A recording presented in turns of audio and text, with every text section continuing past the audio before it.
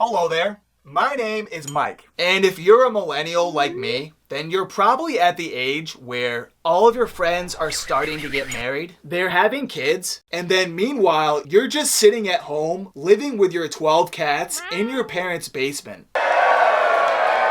Or maybe that's just me. Anyways, whatever situation you're in, whether you're trying to move out of your parents' house or are looking to start a new family, at some point you're going to start daydreaming about owning your own home. And that's going to be the topic of today's video. I'm going to discuss everything you've ever wanted to know about being a first-time homeowner, especially if you are a millennial. So sit back, grab yourself a snack, and let's dive into the video. Alright, regardless if you're a millennial or not, I think we can all agree that buying a house for the first time can be a pretty intimidating experience. I mean, it's one of the most expensive purchases you'll probably deal with in your lifetime. Plus, if you have kids, the whole moving process can be a stressful experience for the whole family.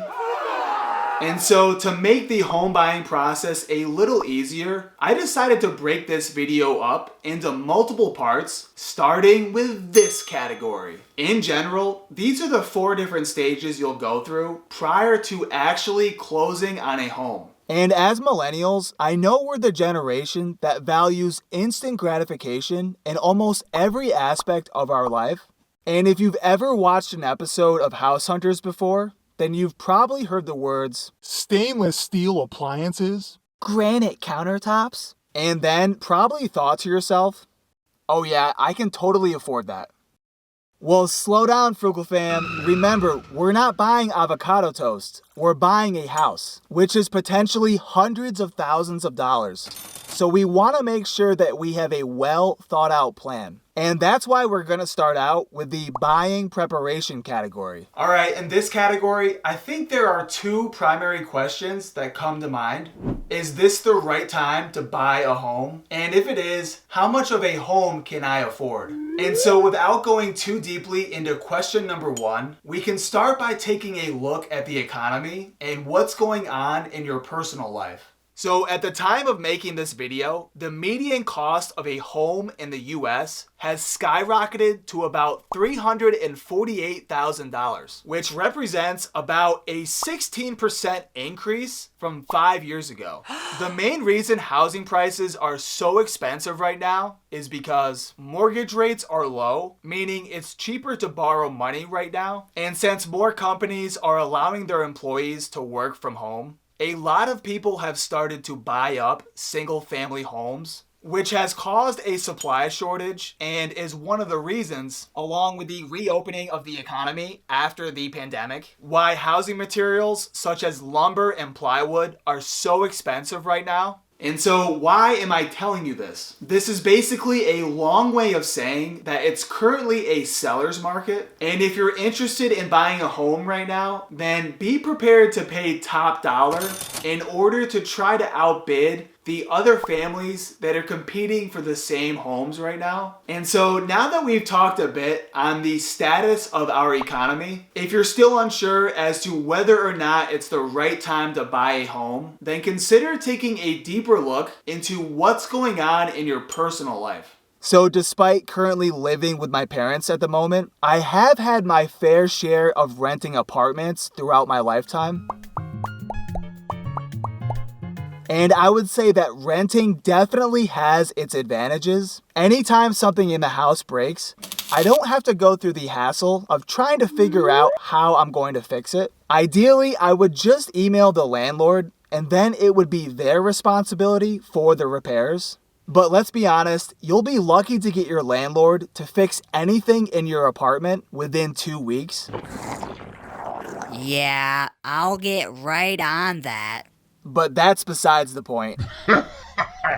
Another advantage of renting an apartment is you don't have to worry about paying property taxes each year. which is something I'll talk about a little bit later. And then lastly, renting an apartment is ideal for millennials because it gives us the freedom and flexibility to move around both in our personal lives and in our careers. According to this survey, it looks like out of all the different generations of people, millennials have gained the reputation of being the job-hopping generation, with 6 out of 10 people reporting that they are open to new job opportunities. Meaning, unlike our parents' and grandparents' generations, millennials are not as loyal to one single company and are likely to have multiple careers throughout their lifetime. This makes renting an apartment an ideal situation for millennials, as it gives them the flexibility to move around, as opposed to buying a home and being stuck with a mortgage for the next 15 to 30 years. And so before we move on to question number 2, if you're still unsure as to whether or not it's the right time to buy a home,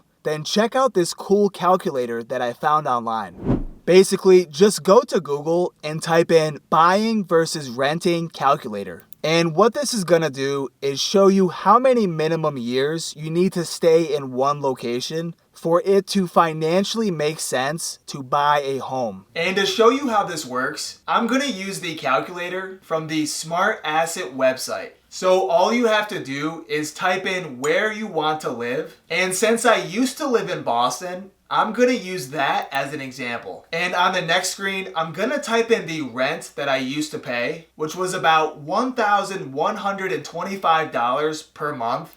And in Boston, it's crazy expensive to buy homes right now. I would guess if you wanted to find a decent place to live, then you'd be looking at places that are around the $400,000 mark. But we'll use $300,000 for this example, because there's definitely cheaper places to live. And then you just need to click on whether you are single or married. And then lastly is your annual pre-tax income. So we'll just put $60,000 here. And then it takes us to the last screen, which tells us that in order for it to financially make sense to buy a home, I need to plan to live in Boston for at least 6 years. Because at that point, I would have made almost $83,000 in mortgage payments versus the $85,000 that I would have paid in rent. So as long as I plan on living in Boston for at least 6 years, not only am I building equity in my home and being one step closer towards paying off my mortgage, but I would have also paid less money than if I had rented an apartment for 6 years. And so hopefully this calculator, along with everything I've discussed so far, has given you some clarity as to whether or not it's the right time to buy a home right now. In the next part of this video series, I will introduce question number 2 and we'll discuss the different types of expenses you should anticipate when buying a home. I'll see you in the next video. And as always, stay frugal, fam. Hey guys, I just wanted to thank you for watching this video. Be sure to hit the subscribe button that's right above me. And then check out my other videos, which I'll have listed on this side of your screen. We'll see you next time, frugal fam.